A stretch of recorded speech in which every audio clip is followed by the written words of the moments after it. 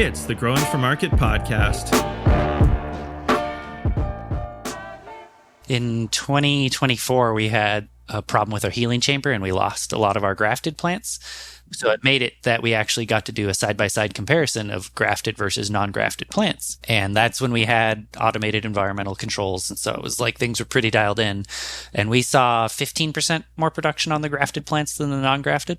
And that the non-grafted were also functionally 2 weeks older. So they had a longer fruiting season and still less production than the grafted plants.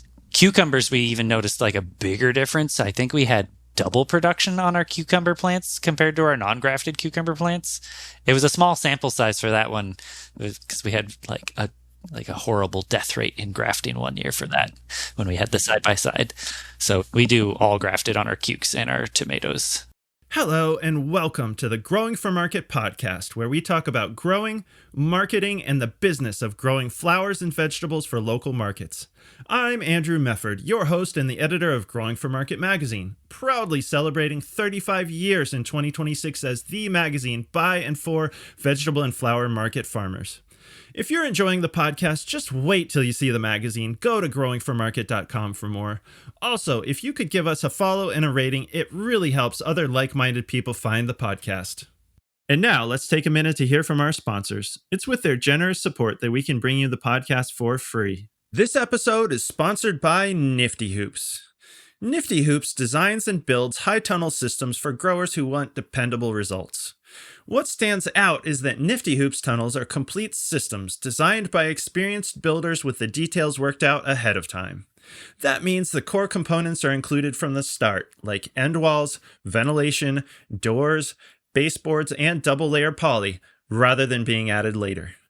The tunnels are designed for real wind and snow loads, efficient assembly, and long service life. You can choose a self-build kit with guidance from written manuals and videos, or a community build where Nifty Hoops works alongside you and the project gets completed in one day. Nifty Hoops has built more than 1,500 hoop houses across the country, including many funded through the NRCS High Tunnel Initiative. They're known nationwide for predictable outcomes and ongoing support. If you're planning a high tunnel project and want it done right, you can learn more at niftyhoops.com. Farming is hard. Running it shouldn't be. Tend helps you plan your season, map your farm, and track every task from seed to sale. No spreadsheets, no guesswork, just seamless workflows. Tend is the all-in-one farm management platform that brings together planning, field mapping, fulfillment, real-time inventory, sales, labor, traceability, and accounting in one easy platform. Built for small market gardens, CSAs, and large diversified farms. Get started with a free account at tend.com. That's TEND.com. No credit card required. Today, we have the pleasure of welcoming Drew Cramer to the Growing for Market podcast. Drew is in Michigan's Upper Peninsula, where he runs Ghost House Farm with his wife, Allison Mills, and he is the vegetable maestro, mechanic, and general contractor. He also co-owns Fresh Coast Yoga and recruits constantly for the Keweenaw Boxing Club. Up the Keweenaw! But what we're here to talk about today is how Drew increased his greenhouse tomato yields dramatically over the course of a couple seasons and the changes he made to do that. So without further ado, welcome to the Growing for Market podcast, Drew. Thank you for having me, Andrew. It's a pleasure to be here. Yeah, well, it's a pleasure to have you. I appreciate you making time right now. You know, it's April. Actually, I think it'll be May by the time this interview is out, but I know it's a very busy time on most farms, no doubt yours. So I appreciate you making the time to talk with us. And before we get to the farming, I did mention when we were chatting, you submitted one of the more interesting bios anyone ever has for this podcast. So I got to ask, yoga and boxing. So those sound to me like very oppositional activities. Do you get do the boxing to get your aggressive impulses out and then go chill out with the yoga, or how do those two balance each other out, or what? They're both aspects of wellness, right? Like flexibility and stability are inherently what we need. And like yoga is a physical practice of that, but so is boxing. Like you have to stay mobile and It's also a form of like practicing safety. Like I'm boxing with my friends. I'm not boxing with enemies, but I'm practicing self-defense. I am working on anger release with the heavy bag. And then like when you're sparring with a friend, you're not actively trying to hurt them. You're trying to help each other learn how to fight better. They do, yeah, sometimes they do like in the moment you can key in, but I've known plenty of people that get pretty fierce with their yoga practice and like there's some rage ujjayi going on. Like Okay. Well, yeah, I think it's just good to have something else. I know for many years, like we were farming and I was working like at Johnny's for a long time, and then we had kids, and I realized like after a while, like I wasn't doing anything other than farming, working, and kid care. So I'm just glad to see you have some outside activities. So they're very interesting ones, because you got to have something to balance out all the work we do on the farm. yeah, the body and the mind definitely need it. And on a farm, the mountain's work is never done. And so you have to just choose to walk away from the mountain for periods of time and to not think about it. Like, because you could spend every waking moment working on your farm and the work would still not be done. So it's just finding times and places where you can walk away literally and mentally. Yeah, I've learned that the hard way. I got very burned out, a few years ago, when just farming, working, kid care, I was also working on a book at the time. In fact, I mean, this is a total digression from what we're here to talk about today, but we got time, right? So I'll just say that my wife said, she was like, honey, I listened to this podcast about burnout and dealing with burnout. I think you should listen to it. And no, never me. It'll never be me. Well, yeah. My first impulse was like, no, I'm just doing the things I got to do. And then finally I was like, well, maybe I should. And so, the whole point of the podcast was kind of like what you're saying, is that we could all work every waking hour we are willing to be awake. And so the one thing that put it in really good perspective in this podcast was that, like, whatever we do, whether it's farming or something else, stress builds up over the course of time. And that in this podcast, they likened stress to mental trash. It's like, your mental trash is building up. And if you don't have some way of taking it out, it's just going to build up and get gross in there. And so for me, it became running. So, that's the way that I work on. I guess I'm not consciously on balance, although you take a lot of steps with running. So I think that's good. So it became really helpful for me to have some other thing that I really wanted to do, that I would be willing to sacrifice and be like, well, I could work for another hour or two, but I've already been working for 8 hours today or whatever. My productivity, let's just be honest, is probably going down. I should go do something else, take out my mental trash, and I've been a lot happier. So I hope that's how it works for you. I hope boxing and yoga helps you take out your mental trash, and all the hardworking farmers in the audience. I don't know. I get it. Sometimes there's times in life when you just have to buckle down and grind it out, but I hope everyone can find something that excites them other and in addition to the work that they're doing that can help them take out their mental trash. So I'm glad to hear that you have some mental trash taking out activities that are also very interesting. I think it's a dangerous trap that a lot of us that are drawn to our professions through passion like fall into. We're like, oh, if you love what you do, you never work a day in your life. And that's just a lie. Like, if you love what you do, it's still work and it's still stressful, and you need to balance it. Like, and you need to do the things to take care of yourself.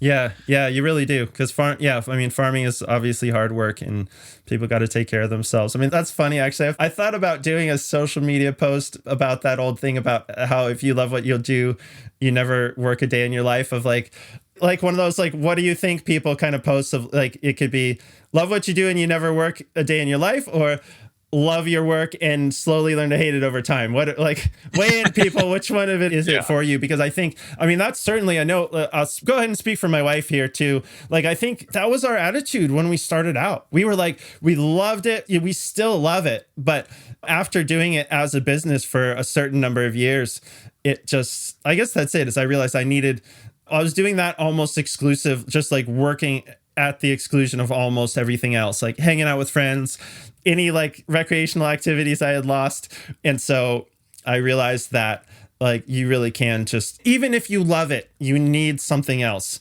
to keep from burning out and hating it in the end. And I'm glad I found that before I totally burned out and like started hating everything. But it is important to find a balance between the work that we love and other things in ourselves. So, okay, well, that was not exactly how I planned on starting the episode, but I think it was a good digression. So, I mean, we always need to reinforce the PSA that farmers need to take care of themselves. Like, we are an at-risk population for mental health problems, and it's important to stress, like, take care of yourselves, people. Yeah. Yeah, it's really true. In fact, I'm trying to get a guest on now who's active up in Canada with an organization that is providing mental health services to farmers, and kind of like that, just trying to combat the isolation and burnout that we all know it's pretty common in farming. And so I'm talking with her right now. We don't have an interview yet, but I'm really like, it's a very important issue because like, I want to know what they're doing, how they're able to offer services to people who are oftentimes in rural, far-flung areas. So hopefully we'll get her on here soon because the struggle is real. When I was at Marble Seed, one of the booths there, it's like a farmer hotline.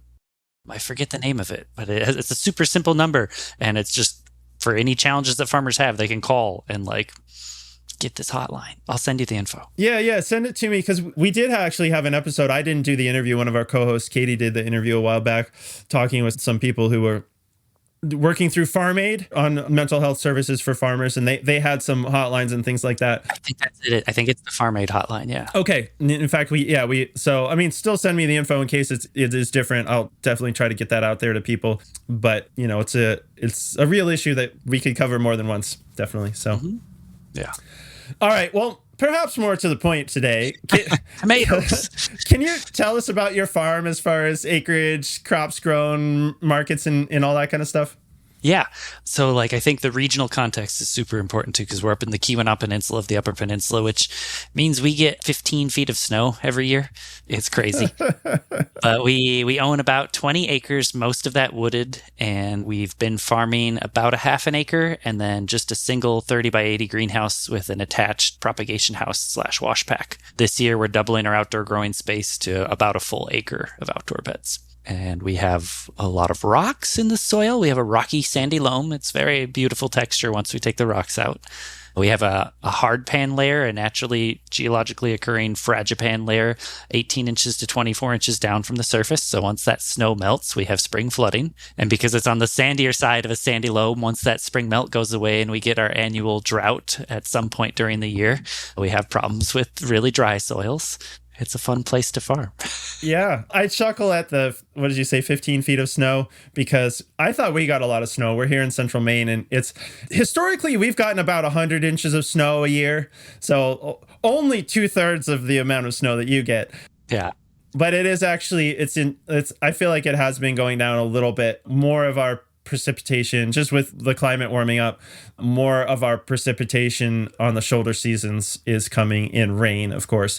But, you know, still we get a lot of snow, but not 15 feet worth. So that's... Yeah, we average 200 inches or so. And I think this last year we got like 300. And it just didn't stop. It started snowing in November and just kept snowing. Wow. That's a lot of snow. Yeah. It was a long winter. And now I'm watching it melt.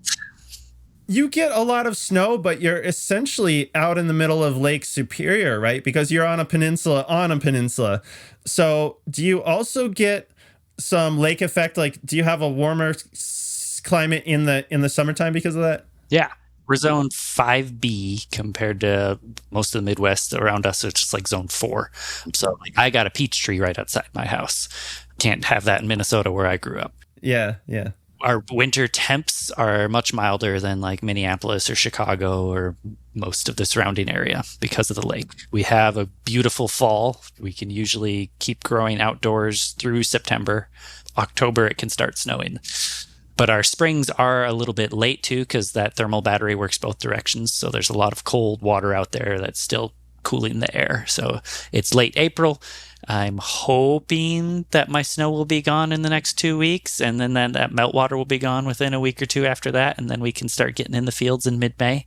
That's pretty typical for us. We can start working the land in about mid-May. Okay. So I bet that greenhouse comes in handy. So much. And especially because like with our shoulder seasons, like we can get a freak 6 inches of snow. Yeah. So even if our night temps are only getting down to 30 degrees and you're like, all right, frost net it. Plants don't like it when there's 6 inches of snow on them. No. Yeah. And okay, so I got to ask, how did you come up with the name Ghost House Farm? I thought it was just a regular term. You know how there's ghost towns? Yeah. So where we live, there originally were like 4 houses, and it was like part of a small neighborhood. Because there were a bunch of small copper mines in this area, and every single copper mine had its own neighborhood. Oh, so interesting. What's left where we live, there's our house, and there's a house 30 feet behind it, like just as close as if you lived in a city, neighbors. And it is a white house, and it's been abandoned since the 80s. We almost called our farm the Coyote Den farm because coyotes lived in that ghost house. But we just started calling it the ghost house and then filed the paperwork for the farm. And then I found out that nobody else calls abandoned houses ghost houses. It's a good farm name. Yeah, it's really catchy. Yeah. Well, it's distinctive, Like, I like all the Rolling Acres, Green Pastures farm names too, but like Ghost House is definitely a little different. Yeah, it makes branding really easy too, because we can just do black and white everything, and it looks great. Yeah. Cool. Okay. And now let's take a minute to hear from our sponsors. It's with their generous support that we can bring you the podcast for free. If you grow for market, you know performance is everything. That's why so many farmers are turning to Burpee's Farmers Market. Dedicated to professional growers, Burpee is now offering non-GMO seeds in larger quantities, bred and selected for standout flavor, strong yields, and the kind of visual appeal your customers crave. All farmers market varieties are trialed at Burpee's Research Farm in Doylestown, Pennsylvania, where expert horticulturalists test for germination rate, vigor, disease resistance, high yield, and consistency, things that make a difference in the field and to your bottom line. The seed assortment includes USDA certified organic varieties, Burpee bred classics, heirlooms, and exciting new introductions. Burpee's been doing this for 150 years, and they're still creating new varieties with growers like you in mind. You can check out the full lineup at burpee.com/farmersmarket. That's burpee.com/farmersmarket. Hey farmers, it's Lindsay from Farm Generations Cooperative. CSA season is here. Are you ready to sell your shares? I co-founded Grown By because I was tired of CSA apps that didn't do what I needed, owned by companies that didn't have my back. Grown By is different. It's 90% owned by farmers, and it's the most powerful CSA tool out there. From building custom shares based on your inventory to managing up to 1,000 members to an app your customers will actually love. Now, I know some of you are still on Google Forms and Sheets and Docs and whatever else, and I get that because it's free. But you know what? They're actually not. Because you are doing the work of entering installment payments, your customers are probably forgetting to pick up their shares, and your drop-off rates are probably high because you can't offer flexibility with vacation weeks or rescheduling.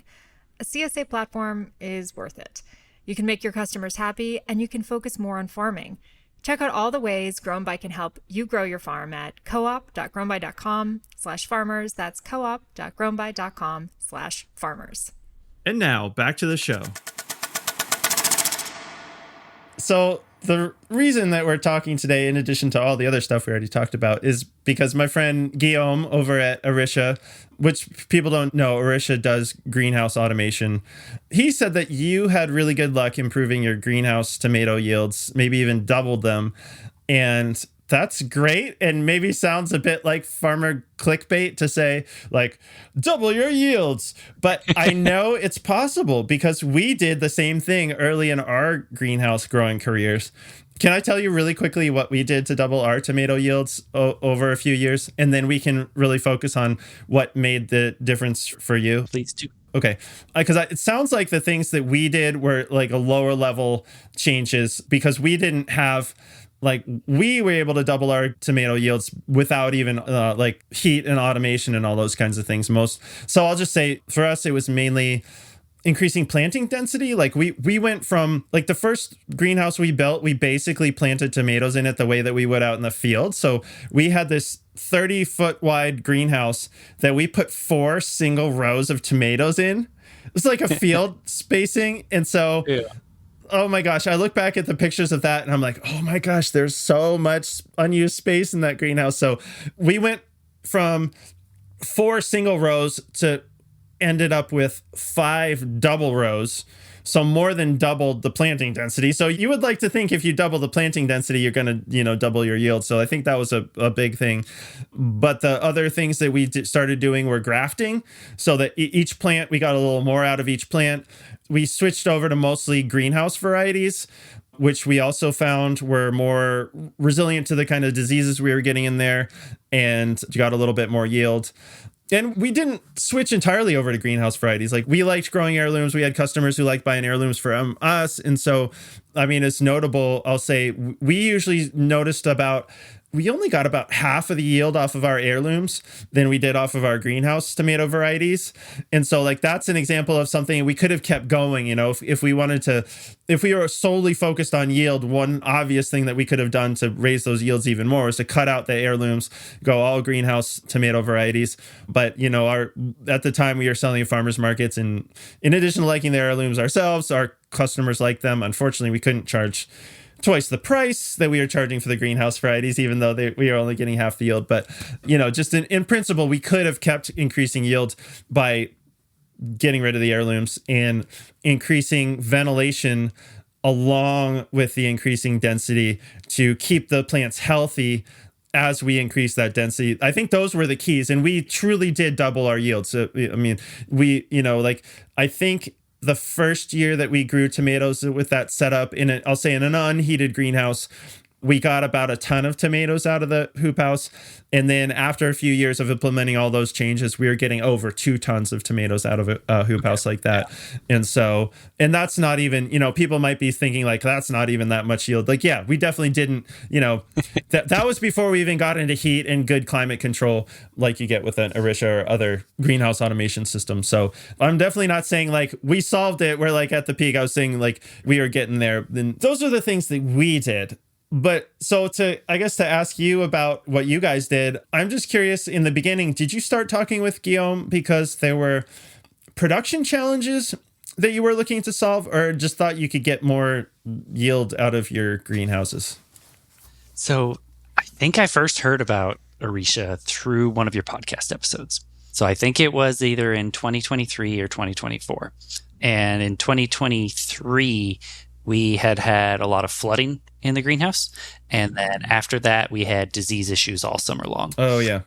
Just never stopped. We had bacterial spot all summer. And so when I heard about dehumidification of greenhouses could reduce tomato diseases, that's what really lit the light bulb. I was like, what? And then hearing about how you could increase productivity. And I think we were already grafting at that point, even before automation. But when you said that you could potentially double your yields year over year, I'm going to say that's actually an understatement. We increased production by 2.5. Yeah. Just year over year. Well, I'm glad to hear you say that. I believe it. Yeah, that's it. It's one of those things of like, I don't know. I know it's totally possible. And I don't know. There's so much clickbait and exaggeration in the world. I try to, I don't know. I also don't want to say things that are going to make people be like, is that just a sales line or something? But okay. We already had close to optimal spacing of our tomatoes. I think we increased density a little bit, especially on the southern bed, which we can talk about later. But we more than doubled our yields per square foot, but I'll tell you, we did not double our yields per hour of labor. So that is a main thing is there's no such thing as a free lunch. And so if you want to grow more food, you got to do more something. Right. Okay. So because I guess you said that your density was pretty good, but yeah, I mean, that's a good point, is that you can, if you double the number of plants in your greenhouse, you're also you may double yields. You've also got more work to do. Yeah. So, I mean, we increased the rate that the plants were growing by 250% as well. So that nearly tripled the pruning and trellising work that we were doing weekly. Yeah. The taller those plants get, the more time that work takes. So in 2023, when our tomatoes weren't growing very well, we did most of our pruning and trellising on the ground and only got the ladders out in the last couple of weeks. And in 2024, we got ladders out in June. Yeah. But the good thing that goes along with that is that if you're speeding up the rate that your plants are growing, hopefully you're speeding up the number of clusters that they're growing, every week. So yeah, more work, but some of that work is picking the things that you're selling. So Oh yeah. Oh yeah. And it's still worth it. Like we run enterprise budgets. We're looking at how much money goes into the labor component of our tomato operation. And it's definitely worth it. Like we're growing more tomatoes per labor hour and more tomatoes per like initial investment of putting in the beds and of the propane heating. And yeah, it specs out pretty nice on calculations. Okay, good. Yeah, that's an important calculation to have to see that you're getting more per labor hour. I mean, that's what you would want to see, right? Say like, okay, we have more plants that are growing faster, so we do have to do more work. But if like that's a good ratio, right? If you're getting more per hour worked, that's what you want to see. Because like with our farm, our initial bottleneck was space. Like we just did not have enough space to grow enough food to be able to make a living. And so we really focused in on what are the most value dense crops per square foot. And then as we have opened up more space, now it's like, okay, what are the crops that are actually the most value dense per labor hour? And then we need to look at these two metrics because we're still space limited. Yeah. Like we've got an acre. So I'm not going to be a wheat farmer. And so we're trying to figure out, okay, what crops are value dense enough per square foot? And then how much time does it take? Yeah. What crops did you land on? What crops made the cut for your value determination? We started off and we still heavy focus on triple washed salad mix, early season tomatoes, and early season cucumbers. We have a pretty robust farmers market network up here. Good attendance, like people have been building the community for a while, but those were gaps in our markets. Like I remember the naive me in 2021 went to the farmer's market in July and like at 11:30 a.m. I was like, there's no tomatoes here. Like, what's going on? And little did I know that our market gets like the 10 a.m. rush. Like hundreds of people come in and like, of course there's no tomatoes by 11:30 in July.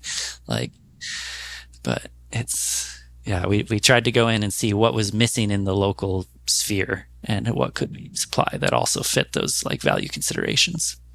Yeah, that's very smart. I mean, that's a very similar thing happened to us in that we, like, it's a long story. We originally started our farm in Pennsylvania, but due to a lot of circumstances, we bounced around and ended up here in Maine. And so the farmer's market that we ended up doing in the town that's 5 miles away from where we are, when we got into that market, there was a lot of greens production. Nobody had season extended fruiting crops, like tomatoes and cucumbers, right? And that was kind of like what my obsession anyway. And plus we had just moved from a much warmer climate in Pennsylvania up here to Maine. And so that's where we were like, all right, we're going to build greenhouses and we're going to be the extended season fruiting crop people. And that's kind of like the niche that we held down in our farmers market for many years. Mm-hmm. It works pretty well for us. It definitely has its own learning hurdles for sure. Yeah. So are tomatoes, cucumbers, and lettuce sharing greenhouse space, or is the greenhouse for tomatoes and cucumbers? In the summertime, tomatoes, cukes, and then we also do like the shoulder beds that are too short for the tomatoes and cukes. We do one of those in peppers and one of those in cut flowers. And then we flip the beds in late September, early October, and then we put in salad mix for the winter. And then we overwinter that stuff. Still fine-tuning which things can survive with what types of row cover. But we think we got it almost figured out. We used to interplant lettuce with the tomatoes and cucumbers and get a harvest off of them, but now our tomatoes grow too fast and our lettuce transplants get shaded out and don't get to harvestable size. Well, I guess that's kind of a good problem to have. Yeah, like we put month-old lettuce underneath our 2-month-old tomatoes and it didn't work. Okay. So, and it's a heated greenhouse? Yeah. Yep. Okay. Yep. Propane heat with the Orisha automations. We tried heating without Orisha for a season, and that was not great. Yeah. Well, yeah, yes, we've done that too. And I feel like probably just the savings in fuel of having some kind of automation will probably just pay for itself, not to mention the better plant growth that you get with automation, just because I think that the kind of thermostats, like we used to run our greenhouse heater with one of those round wall thermostats, which is Yep. is like better than nothing. I mean, that's been the way it's been on many farms and still is for many years, but it's definitely, it's going to make very big changes. It's not very fine tunable. That system, I guess, is what I would say. And it makes a warm, moist environment where diseases propagate and spread fast. Yeah. We had a house thermostat in our greenhouse for the first season, and it caused a lot of problems. Okay, well, let's start there. So it's obviously if you can cut down on diseases, your crops are going to do better. Okay, so if you went from creating a warm, moist environment with a house thermostat and heating, was it as simple as just installing the Orisha and letting the programs run, or how did you dry out that air or do whatever you did to get a handle on the disease problems? We upgraded our exhaust fan as well, and we put the automated roll-up sides. So we had been hand cranking the roll-up sides before that.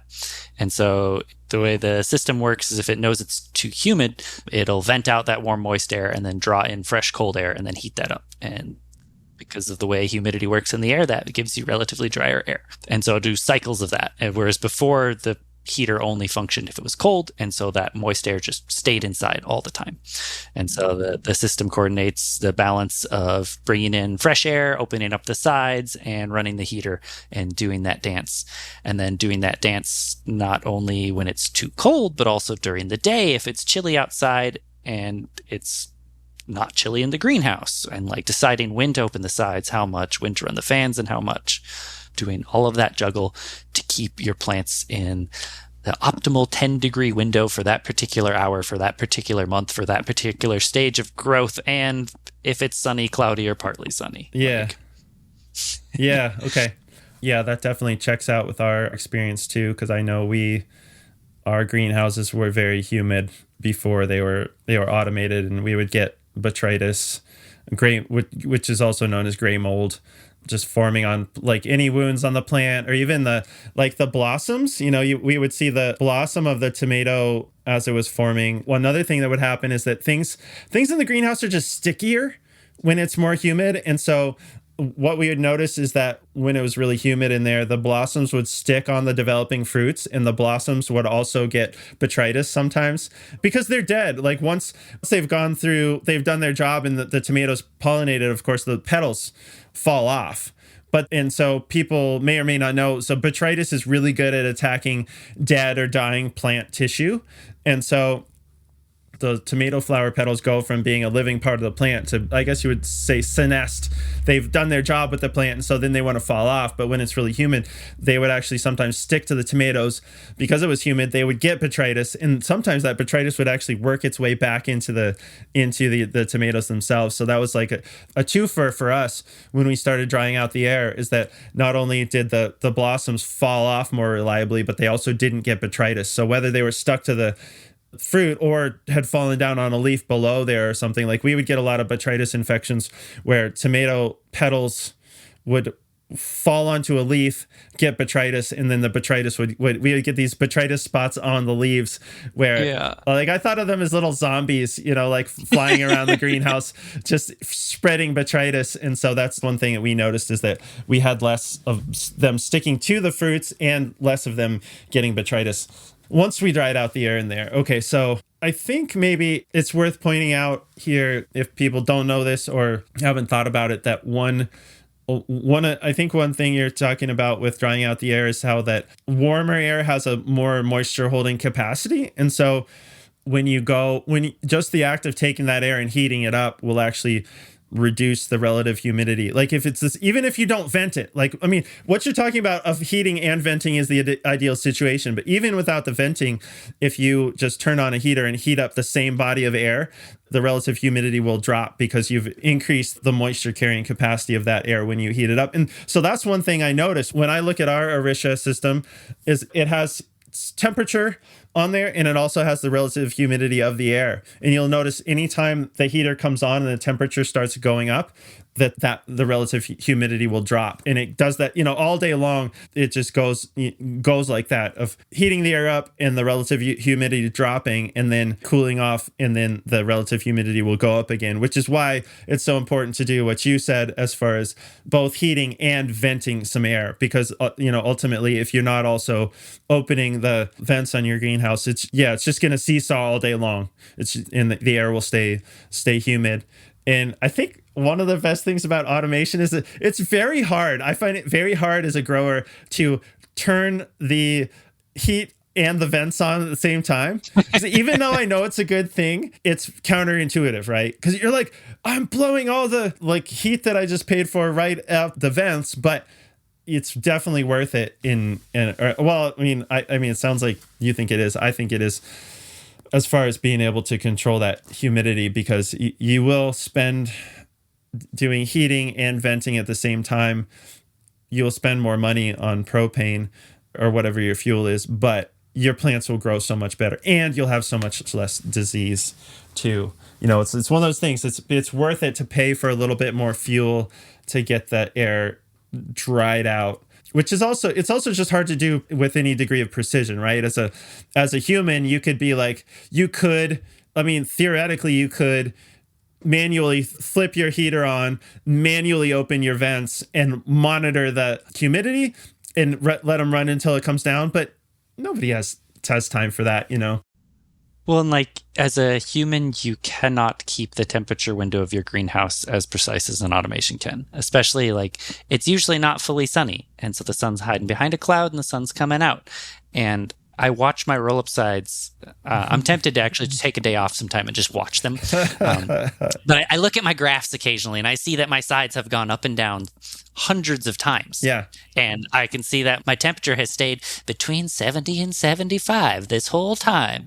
Whereas before that, like I'd get an alert on my phone. I'm like, crap, it's 95 in the greenhouse. Let me go open the sides. And then I get an alert on my farm a half hour later and, it's 60 in my greenhouse. Let me go close the sides. And like, just plants do not like a 30, 40 degree temperature swing. Yeah. Well, that's a really good point. Is plants are living things just like we are. It does not make them happy to have huge temperature swings. And so same thing on our farm is that, we have field production that's not close to our greenhouses. And so, it's like, there's no way we could be coming back to the greenhouse every time the weather changes to make a change. And of course we didn't. So, most days, like before we got automation, most days it was like roll the sides up in the morning and roll them back down at night. And kind of like whatever happened in between happened.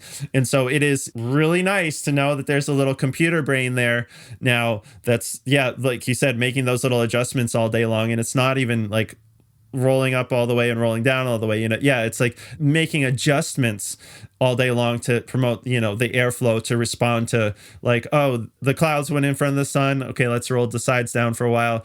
Sun came back out. Okay, let's roll them back up. It's so nice not to have to be stressing about all that stuff when you're like out on another part of the farm. Yeah. Or even like when you're at market and you get that alarm that your greenhouse is 95 degrees and you're like, I got 2 more hours of market.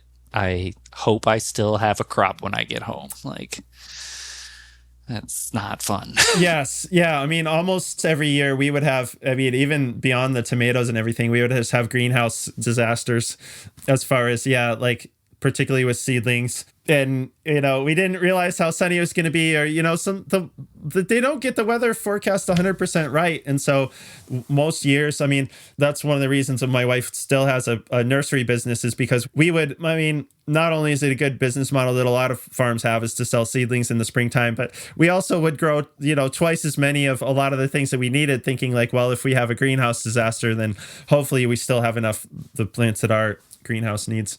So was that successful in bringing down what did you say, bacterial speck or bacterial spot, or basically bacterial spot, bacterial spot? Did that work to cut down on that disease?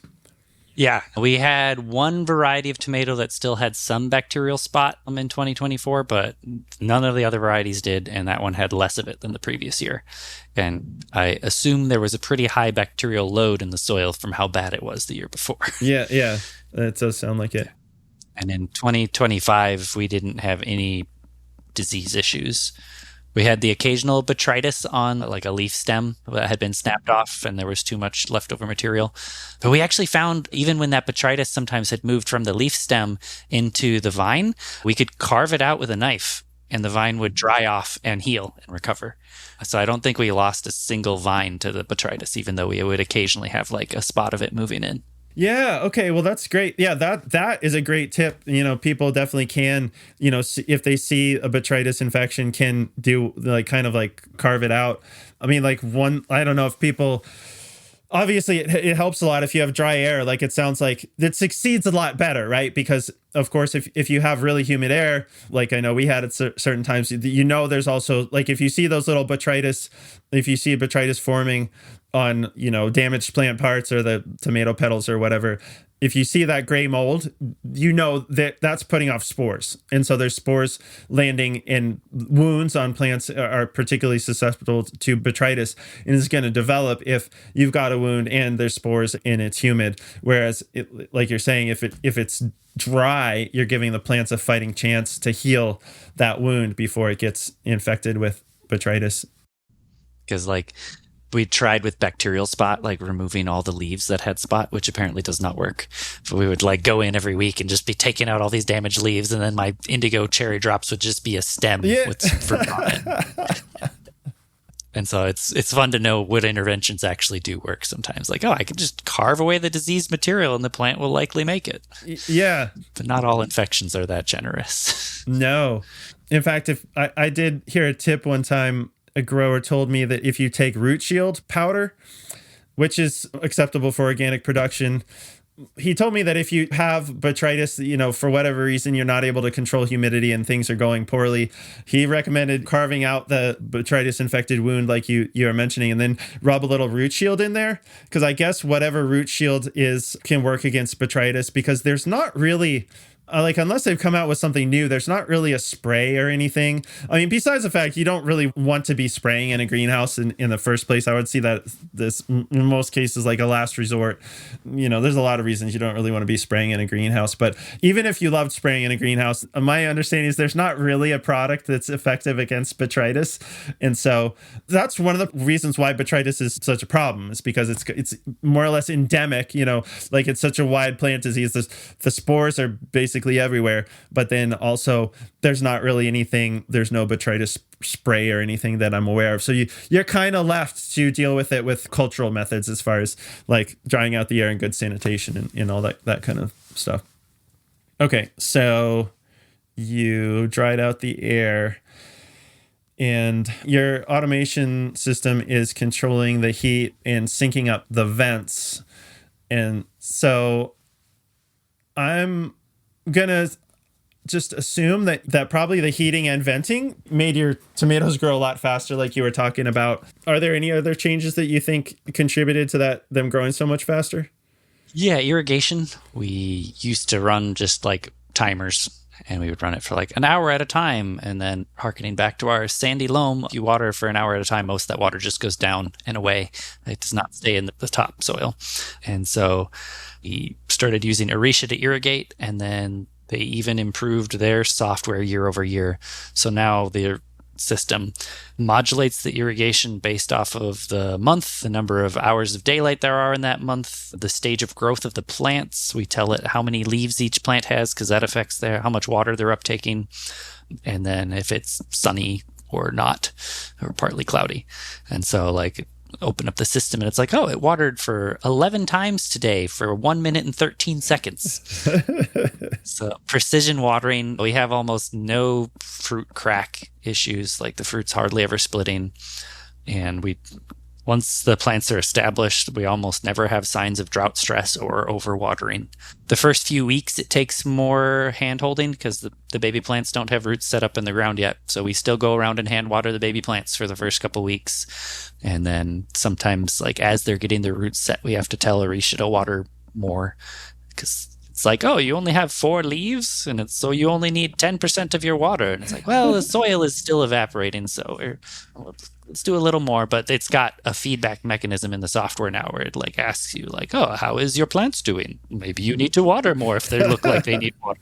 Oh, yeah, that's so cool. Yeah, because I know just from, visiting a lot of greenhouses over the years that for a long time they've had, I don't think it's right to call it an algorithm, but it's just like a correlation of like how many milliliters to add per unit of sunlight. Because if you think about it, of course, on a cloudy day, if we were doing a good job, we would ideally not just be running the same program. Like same thing. We were on timers for a long time.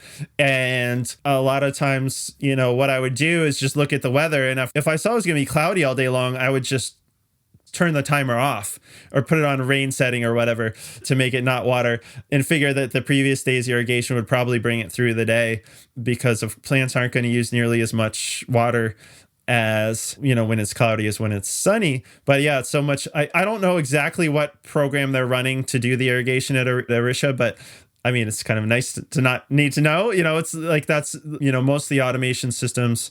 I guess that's the point of automation is like you can either have timers and have to set everything yourself, or you can get an automation system that will just have a watering program. And it's so nice, once again, to be able to, like, if you have an off-farm job like I used to, or, you're at the farmer's market all day long, that there. So I guess just to explain for people who haven't used one of these systems is that it has more or less like a weather station that is taking note of all the temperature, how much sun the greenhouse is receiving, the full climate, including humidity and all that kind of stuff. And so, it'll basically notice how much sunlight your greenhouse is getting in, like you said, on sunnier days, it will give them more water in pulses, smaller irrigations, because like when we had a timer, I still tried to do this, but it was imperfect. And so if people don't know, there is a name for that type of irrigation. We call it pulse irrigation, basically of like doing multiple smaller irrigation. So the example would be like in our example, like with our well flow and all that kind of stuff, once we got to full plant size in the summertime, I would usually just set a timer to water for an hour, but we had a timer that would do four irrigations, right? So I would set it up to do 4 irrigations of 15 minutes to get the plants the hour that it seemed, just from my own experience, like they needed. And I would also set that timer. So like a good rule of thumb for greenhouse growing is not to water within a couple hours of sunrise or sunset, right?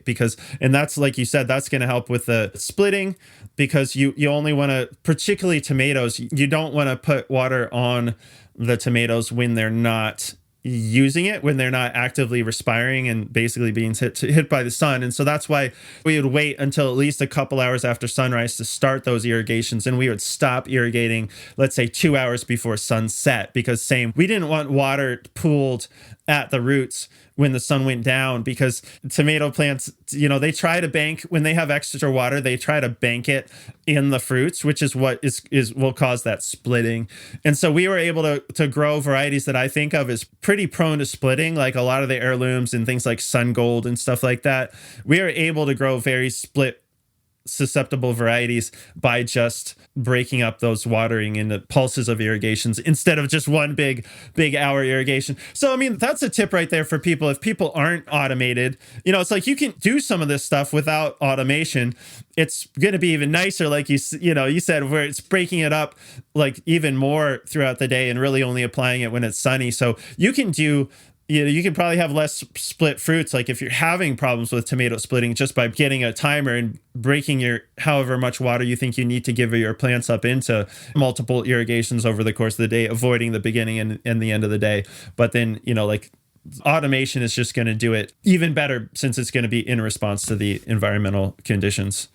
If you're doing it with a timer and you need to remember to go out every day and change the timing frequency based off of the weather prediction for the day, you're just not going to do it every day. And anytime that your irrigation protocol doesn't match up to the plant's actual needs, that's loss in productivity.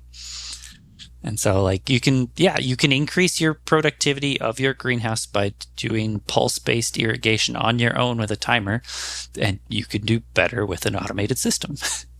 Yeah, absolutely. Yeah, we didn't know about not watering before sunset, because I was always told, like, water your plants at night when the sun's not shining. Is something I learned early on and took a while to get out of my head. And so we would water our greenhouse like in the evening and when they did not need the water. And it's made it extra humid too. Like, yay, wet soil for the night. Oh, great my idea. Gosh. Oh, yes, that must have been, I can see. All right. Yeah, that must have been so humid because I mean, that might be good advice if you're like thinking about watering your lawn in a very arid climate or something, like exactly, like that's what you would do to make things as wet and humid as possible, like that. You would mission accomplished there. But yeah, it's like that's a really good example of how like sometime advice for other parts of the farm or garden like don't actually make sense for a greenhouse because you're going to be making it so humid in there.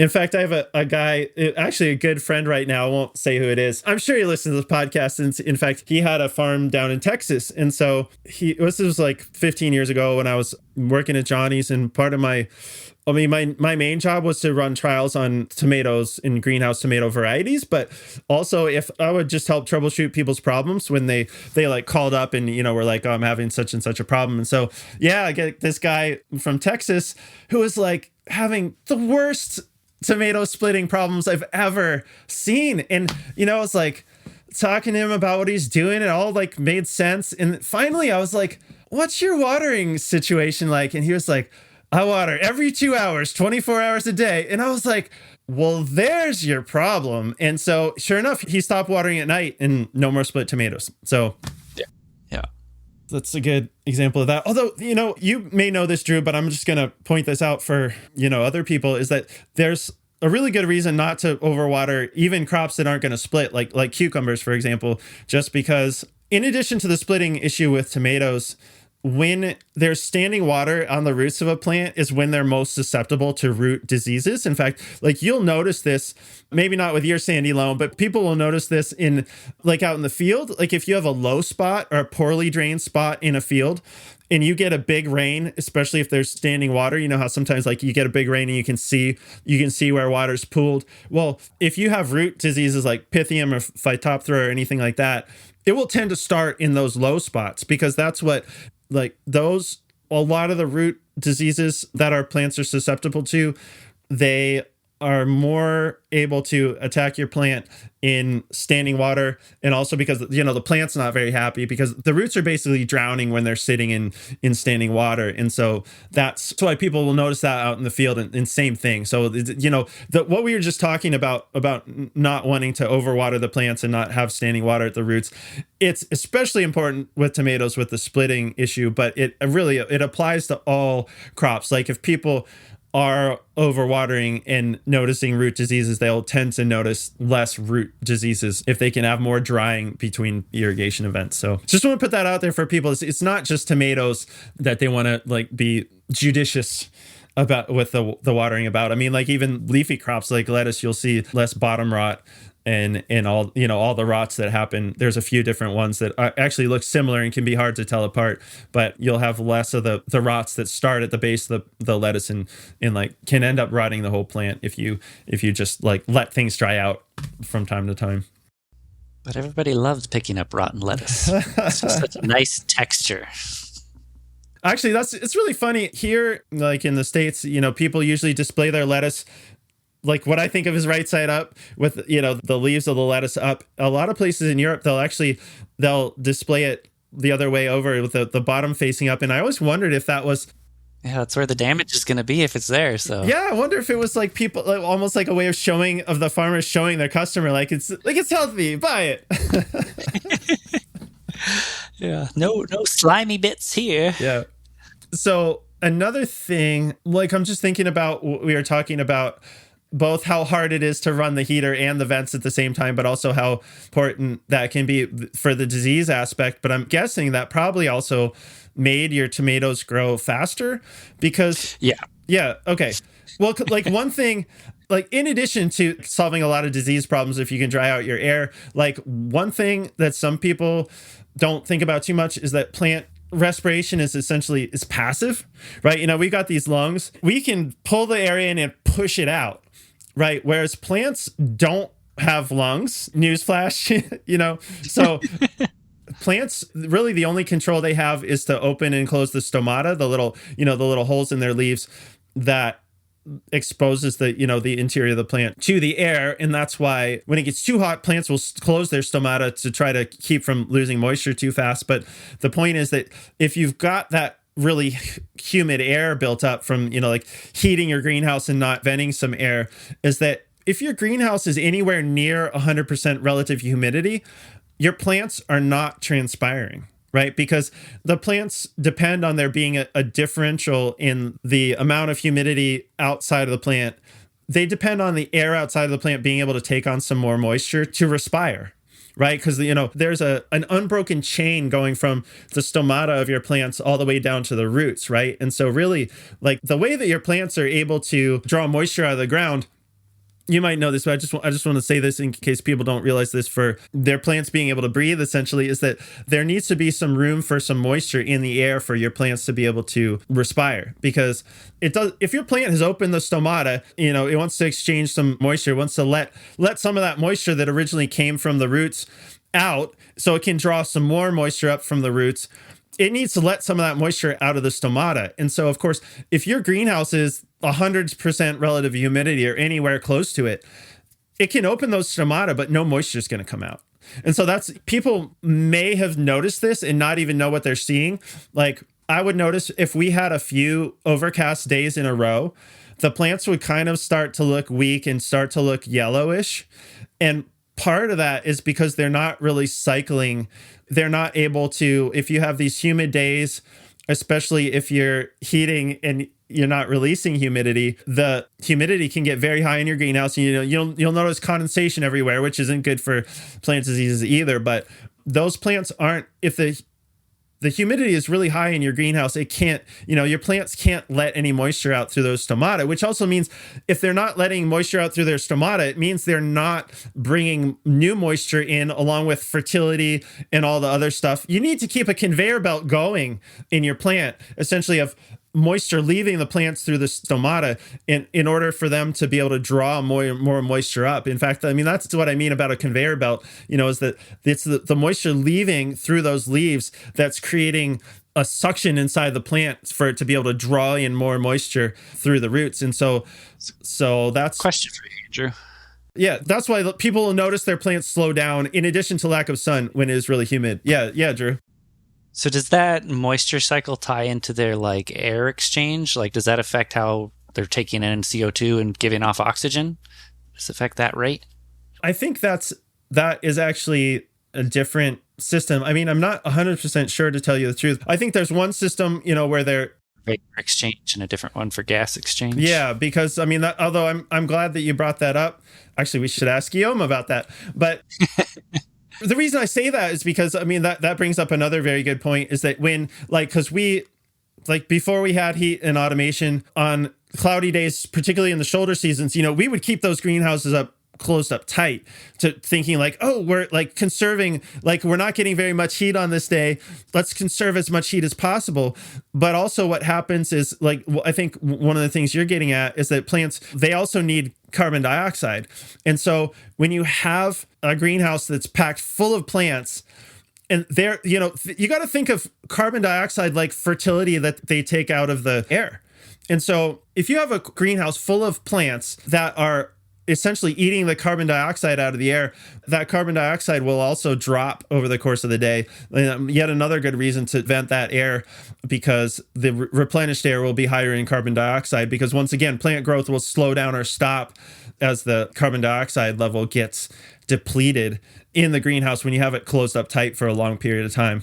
Since the plants are taking it out and they're putting off oxygen, right? It's great for us. That's the way we want the whole ecosystem to work. But if they're not getting any fresh air, they are also not getting any new carbon dioxide. And that's why if you have a carbon dioxide meter on your greenhouse and you keep it closed up, you'll watch that carbon dioxide level drop. And one way to deal with that is ventilation. Some greenhouses also add carbon dioxide, actually, and that that's a whole nother thing, but we don't have to get into. But that's why they do that, right? It's because ventilation can help. And I guess that's not only can you actually achieve a higher rate, that's sort of like a next level practice to be adding carbon dioxide to the greenhouse, but that can be a backup also for times when it's it's really cold and you really don't want to do a lot of air circulation, is to add carbon dioxide. And there's one really cool thing that I haven't seen really trickle down to smaller size greenhouses is that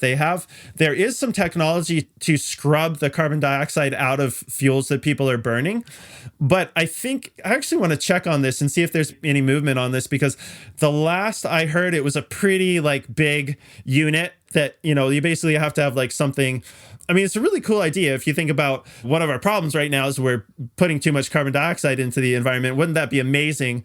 That would be a best case scenario, is that we could capture the carbon. Pump it right back in. Oh, yeah, pump exactly. it right back. Yeah, and use it for plant growth. So, and the major thing, I've been in bigger greenhouses that have those kinds of systems, and that reminds me, I would love to check in with that industry and see, because my understanding was it was like a pretty big, expensive piece of equipment that was like bigger and more expensive than most people with like a single greenhouse could really do. But on the other hand, I mean, it seems like a lot of technology is progressing pretty fast. That would be amazing if they could get it small and affordable enough that everybody who was, burning anything to heat a greenhouse could just recapture the carbon and pump it back in the greenhouse and make their plants happy. Yeah. Along that line, one of the things that we're trying to trial out this year is a biomethane digester. Oh? And to feed it the trimmings from the tomatoes, we're pruning every single week. So if we can take those trimmings and put them in a biomethane digester to then make methane to heat the greenhouse, we'll see. Oh, yeah, that would be amazing. Yeah, it will never produce enough to do all of its heating, but if we can offset some of its dehumidification cycles with basically a waste product, it'd be kind of cool. Yeah, grow the leaves and then use the leaves to grow more leaves. Beautiful. Uh-huh. In order to grow more fruit. yeah, right. Yeah, I guess with tomatoes, we're not that interested. Well, we need some leaves, but we need more fruit. Oh, we need 18 leaves per vine.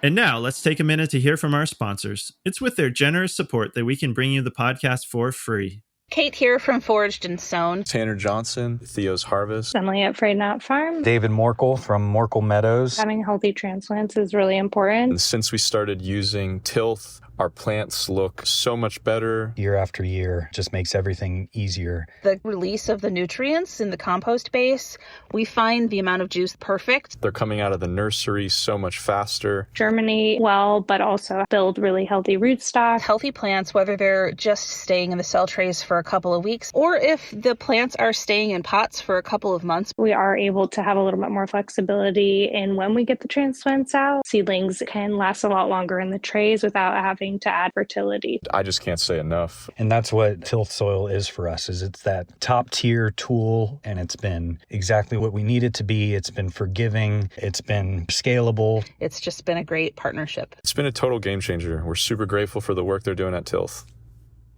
And now back to the show. So is this the methane digester? Is that something you have? We just have the prototype put together, so it needs it to be warm out for it to work because we don't have it in a heated area. So we're going to spool that up this year and see if we can make some gas. That's cool. It's just in like an IBC tote. It's a small, like 275 gallon tote to prototype it.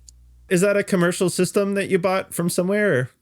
No, there's a university nearby with lots of engineering students, and one of the groups for their senior project was working on this. So It's like a do-it-yourself kind of version. It's a IBC tote with 3 2-inch PVC pipes sticking out of it and a couple elbows and valves. And then there's like a specific bag that you can buy for it that is durable enough to hold the gas.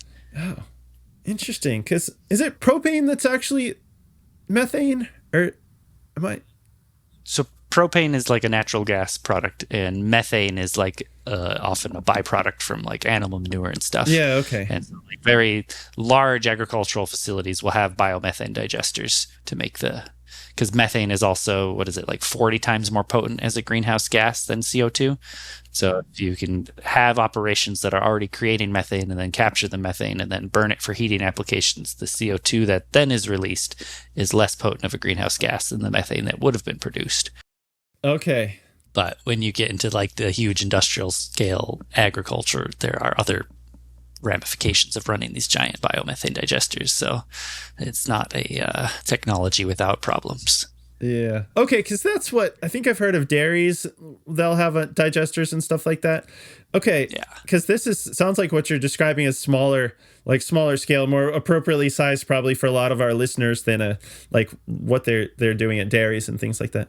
There's a gap in the existing technology, and that's part of the reason why the students were interested in it, is like it exists at like the dairy scale, and also like wastewater treatment facility scale. So like tens of thousands of gallons to be produced. And it exists in less developed countries in like the kitchen scale, like just to produce enough gas to cook with.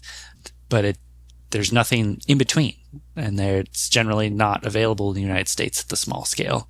So trying to figure out, like, is there a size of a digester where we can use the waste products of our farm to make some portion of the gas that we use? Because, like, we currently go through thousands of gallons of propane, which is a lot. And it would take a lot to produce that. But what would it take to offset a quarter of that, maybe? Or, like, some percentage of it? Yeah. Very cool. So how do you get the methane from the digester back into where you're burning it?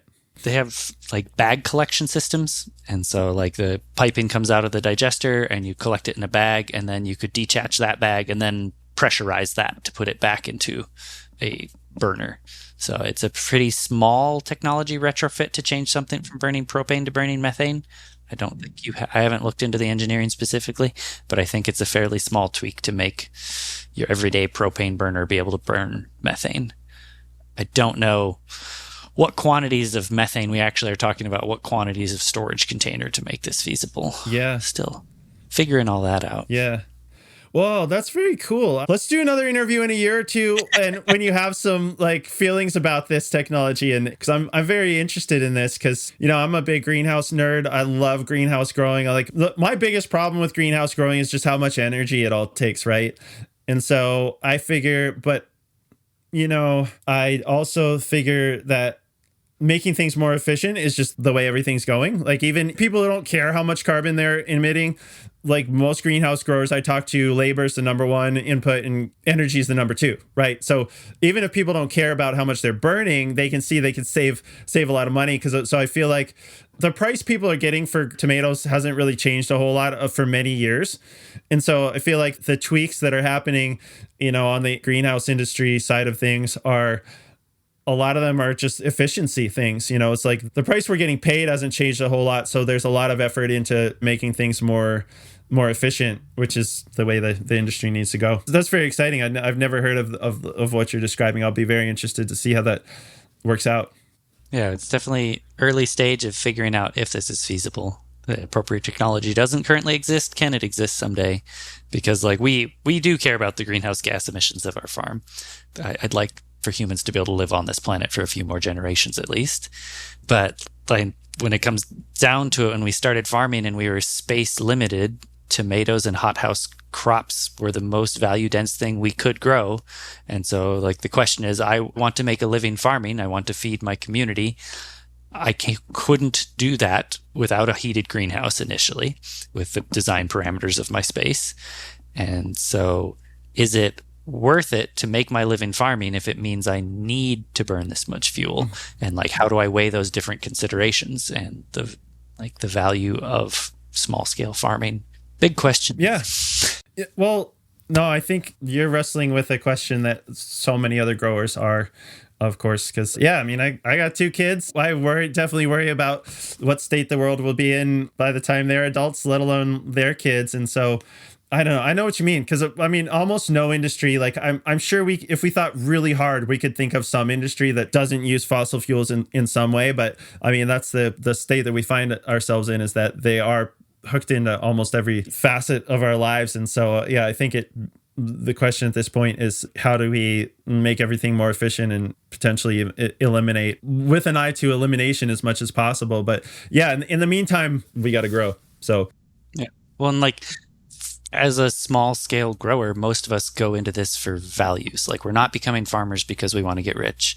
We're becoming farmers because we're trying to do good for the world. We're not happy with the industrial agricultural system. We're not happy with the poison that's put into the earth. Like, we're trying to do good. And so the question is, like, how can we actually measure that on our farm? And like, okay, it's good to have that value, and then it's good to have reality checks and like metrics to be like, yes, I am doing good. Yeah, absolutely. I'm sure they're out there, but I have yet to meet the farmer who, got into it because they love the business of farming or to get rich. And obviously, a lot of farmers don't want to have a boss. Like, we get in it for the small business reasons. Like, I like to be my own boss. I like to solve my own problems. Like, doing good is part of the motivation for sure. Farmers are a quirky bunch of people. Yes, it reminds me. I think there's a Wendell Berry quote that's something about like no bosses and no employees, and like I definitely know some people who've deliberately kept their farm small because they want to have like a one person farm or like a couple. I can think of a few I know who just said like we're going to do whatever we can do as two people because we don't want employees or bosses. Yeah, I'm fine with not having a boss, but I love my employees. My knees are very grateful for them. So like, especially like we have like 7 part-time employees this year. I think we had 6 last year. And we go out in the field and we got workshare people that are volunteering too. We'll go out and like 12 people hit up the lettuce harvest. And it's like, wow, we just harvested 150 pounds of lettuce in an hour. Like, let's go. Yeah, that's amazing. Rock picking days, like, okay, we all picked rock for 2 hours. I used to do this for a whole week by myself. I love my employees. Yeah. Well, like, don't get me wrong. I'm saying, like, I mean, that's one of the nice things about farming is it's customizable, right? Is that you can, you can make, if you want to have a one-person farm, great. If you want to have a couple farm, great. But I also think, I think that's a pretty common thing to, like, it also changes over time. Like, I remember thinking, like, kind of like that. Like, we'll do whatever my wife and I, whatever we can do. But then that equation changed when we had kids, and then like, oh, maybe, we realized like, oh, one of the things that's holding our farm back is not having employees. Like if we had just a little more labor, we could do this other market or something like that. So I see the appeal because that appealed to me that there's a million ways to set up your farm. Like, I mean, one thing we used to say is just that there's as many ways to farm as there are farmers. And so I think that's just the customizable aspect of it is people can, if they can figure out how to make it, make a profit, they can set up their farm however they please. Oh yeah, there's definitely no right way to farm. Like there are millions of farmers in the United States and every farm is unique. Like, and that's not an understatement. Like you take a deck of cards, 52 cards, there's more ways to arrange those cards than there are stars in existence. And there are more than 52 variables on any given farm. So yes, every farm is unique. Yeah, absolutely. Which is one of the things I love about farming. It just keeps it interesting. I'll think like, oh, you can't do it like that. And then I'll meet someone who's doing it like that. You know what I mean? It's like, oh, I guess I was wrong. So, I mean, it's one of those things. It's like I feel like there's a lifetime of just interest between the nature and, how people are doing it and all that kind of stuff. There's, that's certainly what's kept agriculture interesting for me. However, on the not unique side of things, like you're talking about doing the math and figuring that greenhouse tomatoes were the most remunerative crop or, however you want to put it. I don't think I've mentioned this in an interview. Part of the reason that Guillaume put me in touch with you is because Guillaume and I are working on a greenhouse growing video course. And, I think I wanted to focus on like the 8 most important greenhouse crops. And then Guillaume was like, let's just focus on the most important one, tomatoes. And I was like, yeah, okay, that makes sense. And that's where he put me in touch with you because he was like, like I was trying to get an idea of how Guillaume works with people. And he was like, well, why don't you talk to Drew? Like he could just tell you about it. We had a lot of really good luck with Drew because, our plan is to release this course in, like weekly installments. And we want to make it free and available to the whole Growing for Market audience. So it's something we're working on how we're going to do that. But we're hoping in May to have the first installments of this course and also make it free for the Orisha audience. So, the thing is, if you're Growing for Market subscriber or an Orisha customer, you'll basically get these installments that when we're done, it'll make a whole greenhouse growing course. And he picked tomatoes because, that's pretty classic is that, like so many farms like may grow a lot of other things, but as like greenhouse tomatoes and tomatoes in general, but including greenhouse are, one of the biggest, I'd say, money makers on a lot of diverse market farms. Maybe a close second with cut greens like lettuce or greens in any form. But the idea is that we're starting with tomatoes and going to eventually do other crops just because tomatoes are so particularly important to people. We figured like, oh, we should start out with, of course, an especially important crop and then go from there. Well, and if you're managing your greenhouse for ideal production of tomatoes, like that does work pretty darn well for most other crops. Like I grow my cucumbers in my tomato house, and I grew almost 3,000 pounds of cucumbers off of 2 70-foot beds last year. So yeah, that sounds they're doing good in a tomato house. Yeah, I'm glad you brought that up because I think there are, of course, I'm sure this is not a surprise to you or probably anybody else. On the bigger scale of things, a lot of the really big greenhouses in North America and the world for that matter, will just like specialize in one crop. And part of it is because they will have a custom, like cucumber program for the cucumber house. But that's a really good point you make, is that's what I would tell people if they're going to mix crops, be it tomatoes and cucumbers, cucumbers, peppers, and eggplant. Like each one of those crops, if you were going to grow all one of them, you would run a slightly different, say, temperature program for each of those different crops. But that's mostly what I see is that, yeah, most people, if you have a mixed crop greenhouse, set the program for the most important crop, which is probably tomatoes. If tomatoes in the mix, it's tomatoes. And that those other crops do fine in a greenhouse that's running a tomato program, which I actually don't know if Arisha you're running a tomato specific program or just like a greenhouse program. Slicer tomato specific. Yeah. Okay. So it's like anything else in life. I feel like we're in the age of like specialization. We know so much about so many things at this point. You can get like almost as specialized as you have an appetite for. So yeah, like that's a really good point. In like big greenhouses that grow like those tomatoes on the vine, that you see the 4 or 5 cluster tomatoes that's still on the vine, like they'll have a program specific to cluster tomatoes. If you see they go into a big greenhouse that's growing cherry or grape tomatoes, they will be running a cherry or grape program, which is very similar to like a slicer program. But I think there's like a couple little tweaks that you make between them, but yeah, and it matters that like when you are at high levels of production, if you change production by 5%, that's a lot of fruit at the end of the year.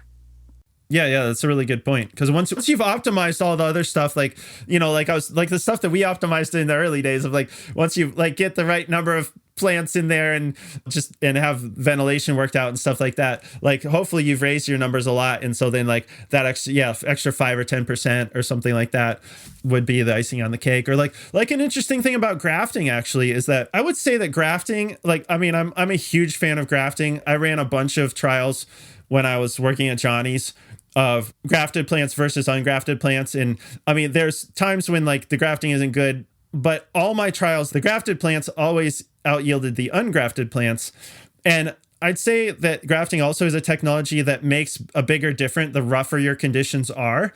So like if you're growing in an unheated hoop house in soil where the fertility isn't perfect, I would see that grafted plants make more like a 20 to 50% yield boost than like a really fancy greenhouse that has really good climate control, either, like hydroponics or just good soil fertility.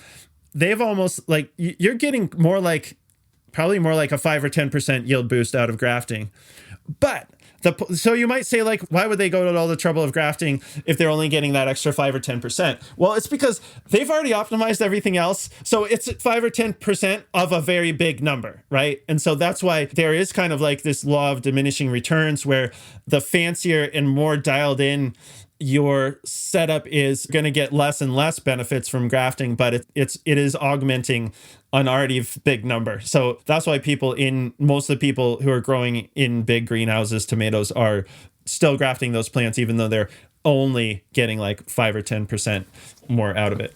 In 2024, we had a problem with our healing chamber and we lost a lot of our grafted plants. So it made it that we actually got to do a side-by-side comparison of grafted versus non-grafted plants. And that's when we had automated environmental controls. And so it was like things were pretty dialed in. And we saw 15% more production on the grafted plants than the non-grafted. And that the non-grafted were also functionally 2 weeks older. So they had a longer fruiting season and still less production than the grafted plants. Yeah. Cucumbers, we even noticed like a bigger difference. I think we had double production on our cucumber plants compared to our non-grafted cucumber plants. It was a small sample size for that one because we had like a horrible death rate in grafting one year for that when we had the side-by-side. So we do all grafted on our cukes and our tomatoes. Because also it's a question of like, when do I want to do the work? It's like, yeah, I can spend an extra day grafting tomatoes in February. Like, I'd rather not be at the computer that day anyway. Yeah. Maybe I don't want to spend an extra day grafting if I had to do that in the middle of May planting, but that extra work is happening before crunch time. Yeah. That makes a lot of sense. Well, that's super interesting to me that you're grafting all your cucumbers too. Are you using Tetsukabudo or Tetsukabudo for the rootstock? Okay. So if people aren't familiar, Tetsukabudo is actually an interspecific cross of, I think it's Pepo and Moshada. So basically it's a winter squash species that, Tetsukabudo is a variety people can, it's on the market. Like people, I think some places it's built, like it's sold specifically as grafting rootstock. They also grow it. Like I actually grew some Tetsukabudo in the field, on its own non-grafted Tetsukabudo because I had grafted with it and I realized just last season I grew some Tetsukabudo, kind of hard to say, in the field because it's a nice winter squash. I had heard apparently it's really popular in Brazil. I don't know. You get this. So we got the kabocha style squash, right? Yeah. It basically comes out as it's basically like a little buttercup squash is what you end up getting, even though it's technically a hybrid between, I think it's Pepo and Moshada. So Moshada is like the butternut family and Pepo is, I think, what the buttercup, it's a family. People can go look up their winter squash families, but I think that's one of the reasons that they use it for a rootstock, because as an interspecific cross, you tend to get more vigor. The wider you make a cross in plant genetics, you tend to get more vigor. And so I think that's why it's more vigorous than your average, like grafting a cucumber onto a random winter squash, because it is that interspecific, like we're not talking, this is not genetic modification, it's just birds and the bees. Like the bee visits a Pepo and then goes to a Moshada, obviously. And for the productions, they're probably having people do hand Q-tip or whatever. Hand pollinations. I just didn't want people, like, if people weren't familiar with that technology, I think there's a lot of, I personally am concerned with genetic modification too. I didn't want people to think that want to be clear about when there's traditional plant breeding going on versus. Yeah, there's confusion surrounding cross, hybrid, and GMO. Yeah. And yep. So, okay, well, that's really interesting to me that you got that much more yield off of the Tetsukabudo, because years ago I had done some grafting with cucumbers and I think I did some Tetsukabudo, and there were some specialized cucumber rootstocks that were coming out of some of the companies in Europe. And I did not get a lot of yield out of the special cucumber varieties. And I think they were also, those varieties were more bred for some soil-borne diseases that they were having problems with cucumbers in Europe and Asia, because what I was told why all these European companies were developing them, even though we weren't seeing a lot of yield boost, was because they have a much more limited land base in Europe and Asia, as far as like, a lot of the good vegetable growing ground has been grown on for generations there already. Like there's not really a lot of places to expand to there. And so the ground is probably full of the diseases that whatever, if you're growing like melons or cucumbers or whatever, they probably already have all the diseases. So they're having to use rootstocks as a non-chemical way of getting around soil-borne diseases. And that's kind of like, this is back when I was working for Johnny. So I talked to these seed companies. I was like, I don't really think that cucumber rootstocks are going to catch on in North America unless somebody has really bad disease problems, until you can get that yield boost. Because I think that's what, like, disease resistance is great for the tomatoes, but it's also like, I think people almost like come for the yield boost and stay for the disease resistance. Or it's like, one way I put it to people is like, the way you find out if you have soil-borne diseases is a bad way. It's like you're noticing your plants dying, right? So what I tend to tell people is that I feel like grafting is worth doing, if only for the yield boost. And then the thing is, like, okay, so another thing going along with what you said about like figuring out that greenhouse tomatoes were one of your most lucrative crops, is a lot of people are in the tomato rotation, right? Everybody knows it's best to rotate crops, but like if tomatoes are your most important crop and you have one hoop house, you're probably growing tomatoes in there every year, right? And so that's just, everybody knows that's an easy way to build up soil-borne diseases, by growing the same crop in the same soil every year. And so to my mind is like, the yield boost makes it worth it, and the disease resistance that you get from tomatoes using grafted tomatoes just means that like you're probably going to get diseases eventually if you're growing tomatoes in any ground year after year. And it just means that they won't show up if they eventually do, if you're grafting. And I think that just the yield boost makes it worth the trouble in the first place. And then the disease resistance is just nice insurance, right? Yeah. And if you're at all space limited, like we are, we have one heated greenhouse. If you can make your tomatoes 15% more productive, like it just makes sense, especially like we're already burning the same amount of propane. So if you're going to have an environmentally controlled greenhouse and you're not adding 15% to your production, just don't know.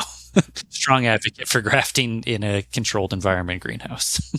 Yeah, absolutely. Well, yeah, I mean, I've gotten that question too of people like, well, I'm getting as many tomatoes as I want, so like, why would I graft? And I'm like, well, you could like graft and then get rid of a row and still have enough tomatoes and plant something else there. So, ultimately, like it's an individual decision. People can do whatever they like. I just think like in every trial I ever ran, the grafted plants always did better. And I mean, that's why we did it on our own farm. And actually talk about impromptu experiments, like with your plants that didn't survive.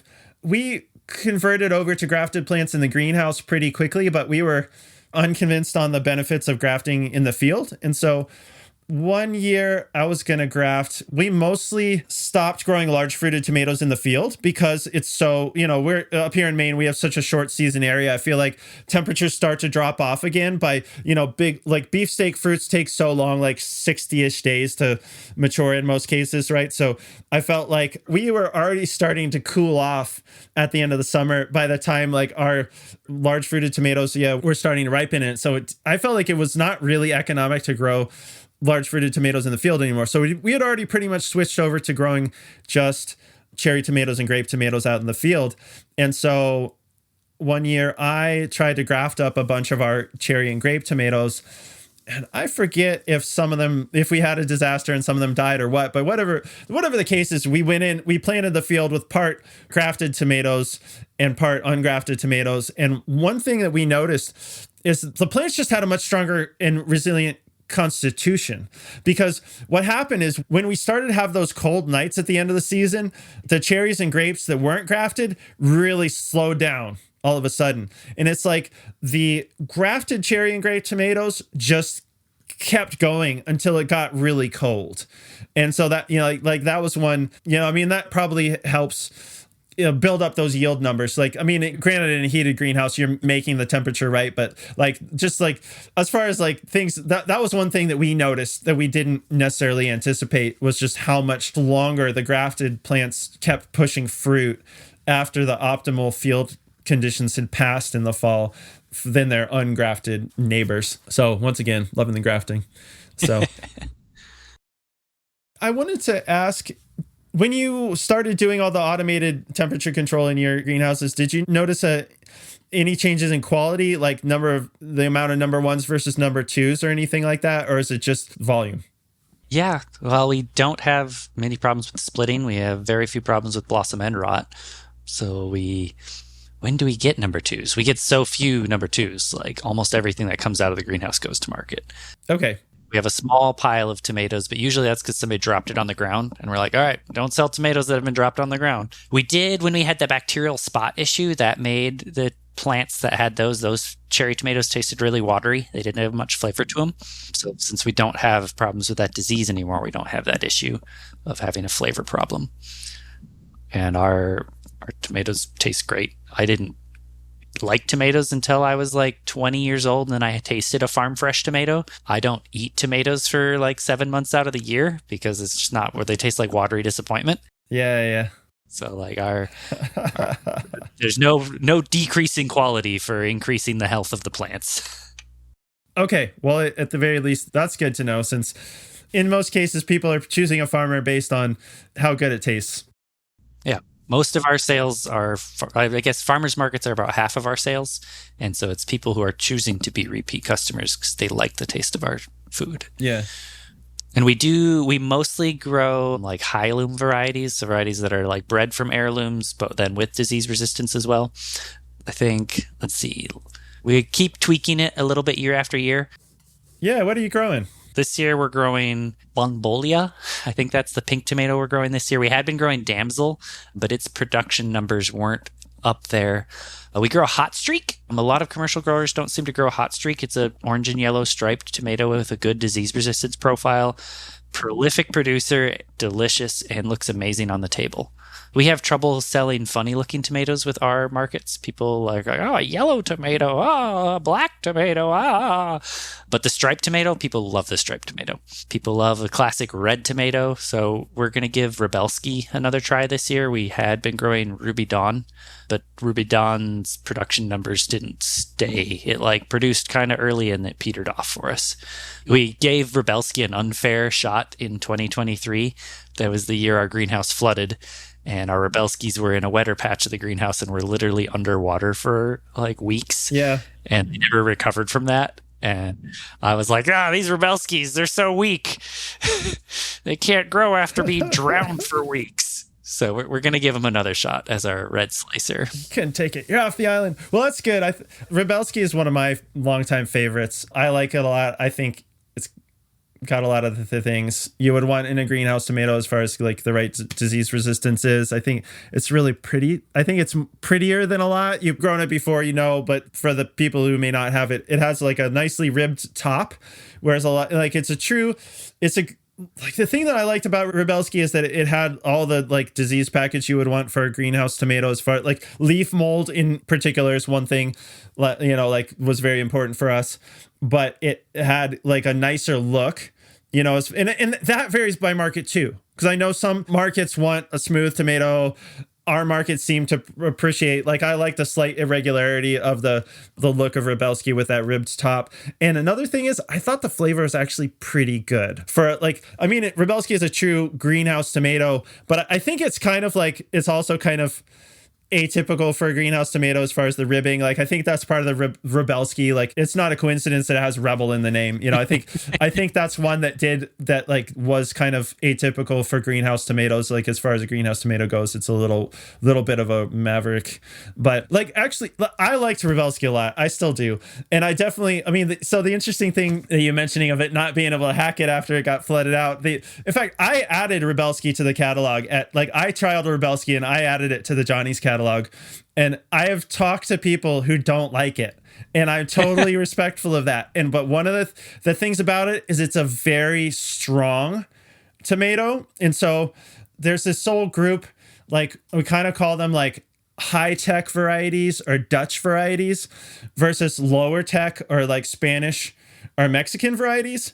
And this is a distinction that you'll see in the greenhouse breeding industry, is that actually the reason we call some varieties Dutch or high-tech varieties, they actually tend to be weaker than varieties like Rebelski, I would say, is more like a Spanish or Mexican low-tech greenhouse variety, because in very high-tech greenhouse growing like they do in Holland, they've optimized all the factors already so much. They actually want a weaker variety to be able to control it more.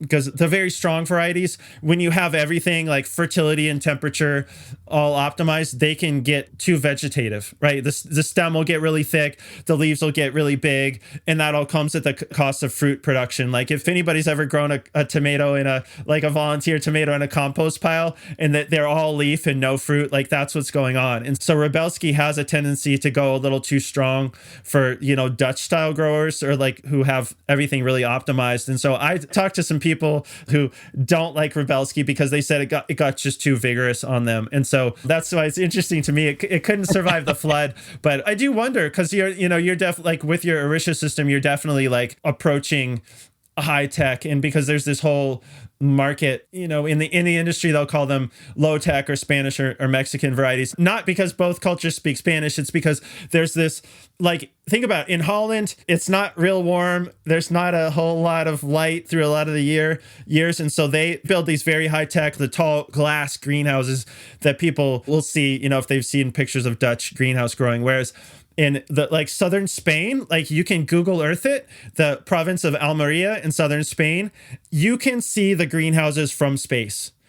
So it's an area, it's kind of like a desert area. And so they have, it's just they're capitalizing on the same growing principles as you would in the Southwest of the United States, or people may know there's a lot of deserts around the world that are very productive agriculturally if you can get the water there, right? And so what they're doing is, instead of in Holland where they have the big glass greenhouses with all the bells and whistles, making a slightly less optimal environment, really good for tomatoes. What they're doing in the south of Spain and in Mexico is they're building polytunnels, so like less fancy structures, and they're making use of the fact they have a much better climate, right? They got a lot more light. They've got a lot more heat units in the south of Spain or in Mexico. And that's why, like, industry wide, like if you were talking to a greenhouse variety consultant from a European seed company or something, they'd probably think of are you more like growing in a Dutch greenhouse with a lot of bells and whistles? Or are you growing in more like a simpler greenhouse? And so they'll give you stronger varieties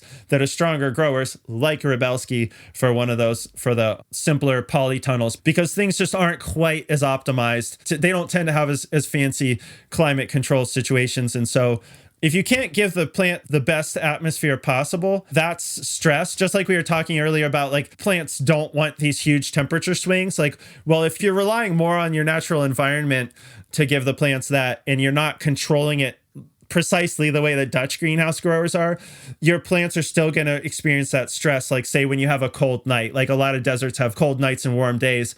And so you need a stronger variety to overcome that stress, because that's what, if you have a weak variety, it'll tend to lose energy as the season goes on. But if you have a really strong variety like Rebelski, it can just like motor right through that stress and keep on going. So in a year or two, we'll have to do another interview. We can talk about your methane digester and we can talk about whether Rebelski worked out for you or not. I think it's going to be good, but I've definitely talked to people who didn't love it.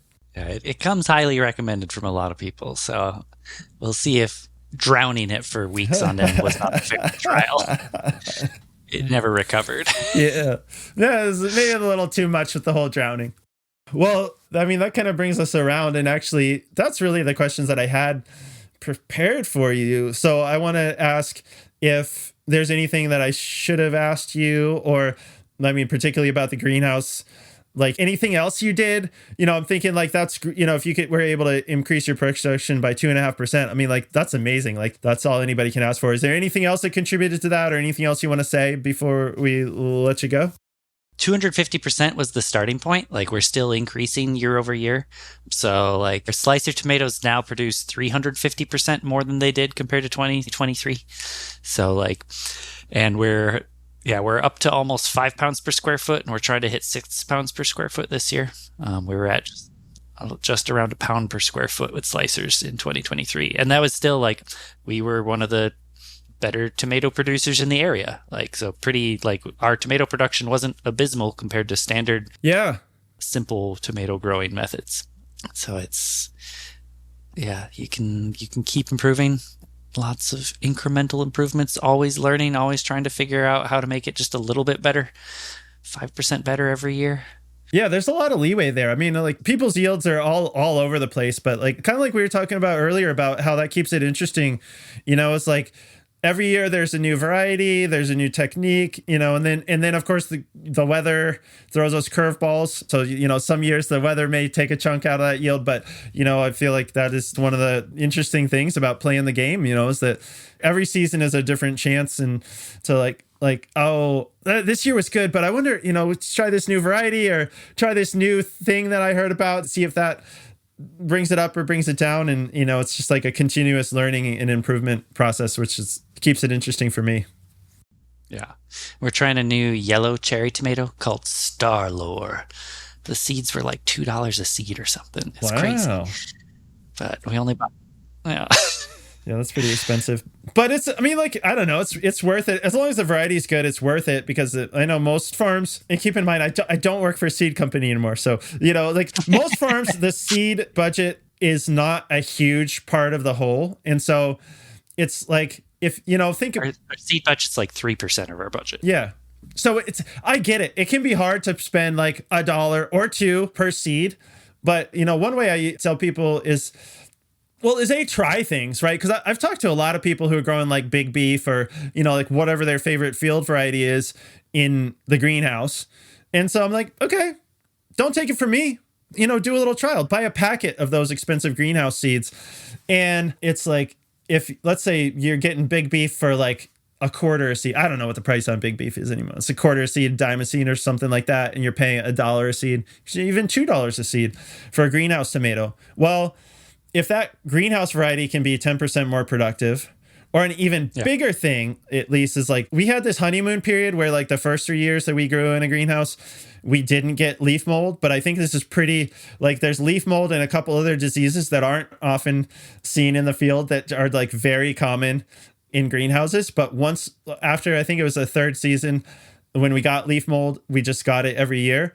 Well, one of the big things is that all those field tomato varieties don't tend to have resistances to greenhouse diseases. And so like in my mind, leaf mold is almost like the poster child for greenhouse diseases, because like if I didn't, like sometimes I get seed companies that were in seed catalogs that were in a different language or something, or they had the same disease codes, you know? And so if I could look at it and tell it had leaf mold, I would think this is probably bred for a greenhouse, because you almost never see it in the field. It's almost never in field varieties, but it's in most of the varieties that are bred for the greenhouse. And so that, you know, my point is, if leaf mold, like that's part of the reason we only got half of the yield off of our heirlooms, even in the greenhouse, as the greenhouse varieties, because if people haven't seen leaf mold, like at least for the time being, the resistance to leaf mold is perfect. As far as, you know, like people may know, a lot of plants will have intermediate resistance, meaning like the plant will get a pathogen, it just won't die from it really fast. Whereas right now the leaf mold, like I'm sure leaf mold, the pathogen is out there mutating as we speak, gonna defeat it one day. But right now the resistances for leaf mold are pretty perfect, in that we would have a greenhouse where the heirloom varieties were absolutely sliming down, covered with leaf mold. You know, there's spores blowing around the greenhouse. And right next to them are pristine greenhouse varieties, which, you know, we chose because they had leaf mold varieties. And so my point was, if you pick one more tomato off of, say, like your greenhouse variety than like Big Beef or whatever your favorite field variety is, that one tomato has paid the difference in the cost between your field tomato seed cost and your greenhouse tomato cost. And then every other tomato you pick off that expensive greenhouse tomato plant is gravy. That's, you know, like that's adding to your bottom line. So, I try to help people get their heads around it. Like, and it's just a more specialized market too. It's like anything, like you think people plant way more field tomatoes than they do greenhouse tomatoes. And so they just have to, like, in addition to the fact that all the breeding for those greenhouse tomatoes was done in expensive greenhouses, they also just have to recoup their money. You know, if people are planting a fraction of the number of greenhouse tomatoes as field tomatoes, they're going to have to make it more expensive to make it work out. But whatever, that's my... No, I value people that are putting in the work to grow varieties that work for the market gardener. Yeah. Like we have specific design considerations that apply to the way we're trying to do business. So please, thank you. Yeah, that's a really good way to look at it, is like somebody's got to develop those varieties and they got to get paid too. So, I mean, at the same time, I hope that $2 yellow cherry tomato is the most amazing... Fingers crossed, man. We've grown Torrangina and we've grown Sun Gold, and like our Sun Gold's only produced 60% as much as our Sakuras, like vine per vine, square foot per square foot. Like, so we got to do better than 60%. Yeah. Otherwise, I'm only growing red tomatoes, and I like having a gold cherry tomato. My customers love having a gold cherry tomato. Nice to have the mix.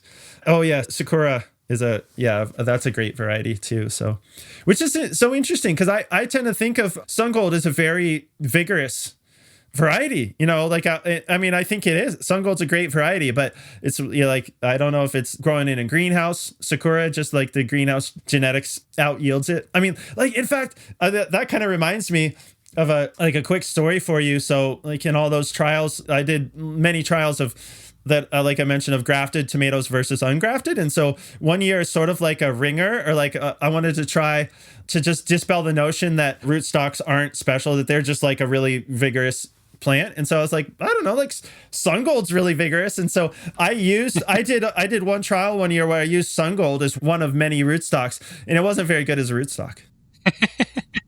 The actual tomato rootstocks beat the pants off of Sun Gold as a rootstock, because I'd actually heard of people doing that sometimes, who didn't want to shell out for actual tomato rootstocks. Like they would like, particularly if they knew they had soil-borne diseases, and so they were trying to get the disease resistance with that is in rootstock tomatoes. Like if people have looked at them in the seed catalog, they'll know like tomato rootstocks tend to have very extensive soil-borne disease packages because that's all they're supposed to do is be vigorous and not get soil-borne diseases. And so if you haven't seen that, go look at some rootstocks in a catalog. You'll see what I mean. They tend to have a ton of soil-borne disease resistances. So I'd heard of people buying field tomato varieties like verticillium or something, like a way for people to grow heirlooms. They would be grafting heirlooms onto like some verticillium resistant variety. And so that probably works to get you around the disease resistance, but those people are leaving yield on the table because tomato rootstocks are those interspecific crosses of like two different tomato species, once again, done by hand, not genetic modification.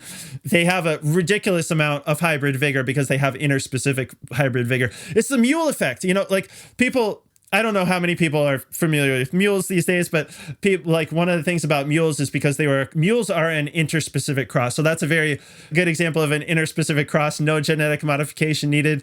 Like just the right donkey meets the right horse on the right day and you get a mule 9 months later, whatever the gestation period is for a horse, right? So that's one of the reasons people liked mules is a lot of people thought they were stronger and more resilient than horses, probably due to the interspecific hybrid vigor of being a cross between a horse and a donkey. So that's what you're getting when you're paying that extra money for those tomato rootstocks is you're getting the mule of the vegetable world in your tomato rootstocks or your Tetsuko Budo.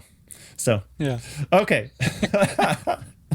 Well, Drew, this has been a really fun and interesting conversation. Actually, went a few places that I didn't even anticipate it going. But I don't even know how long we've been talking, but I think it's been a good long while. So I also want to be respectful of your time and to say, unless there's anything else that you want to say, just let people know, like, if people want to look you up online or on social media, where they can find you in those places. Yeah, we're the only ghost house farm that I know of. If you look up Ghost House Farm and it doesn't look like a farm, you might be finding a haunted house in Indiana. But yeah, Ghost House Farm on Facebook, Instagram, our website. We've got a newsletter where we tell you things every once in a while. And what farmers market? I assume most people are on this podcast are farmers themselves, but I mean, just out of curiosity, which farmers market do you do? We go to the Calumet Market on Saturdays and the Houghton Market on Tuesdays. If you're in the area, stop on by, say hello. We'd love to chat with you. Yeah. Always love talking to other growers and just eaters. If you're just an eater listening to this podcast, I'd love to talk to you as well. Yes. I mean, I assume most people in our audience are either farmers or want to be, but, we don't discriminate. There could be gardeners. There could be eaters. Although I think just thought of this is that farmers might want to come visit you in a couple months and buy a pint of your mixed cherry tomatoes to see how the yellow one turned out. We should have cherry tomatoes at the first farmers market on June 9th. Don't be there in June. Okay. Yeah. Oh, do you remember what the yellow one is called? The yellow expensive one? Starlore. That's Starlore. You said that. Okay. Yeah, Guillaume recommended it, so we're giving it a try. At least it has a good name, Good name. I used to buy varieties just based off of name alone. That's why we've got Hot Streak. Yes.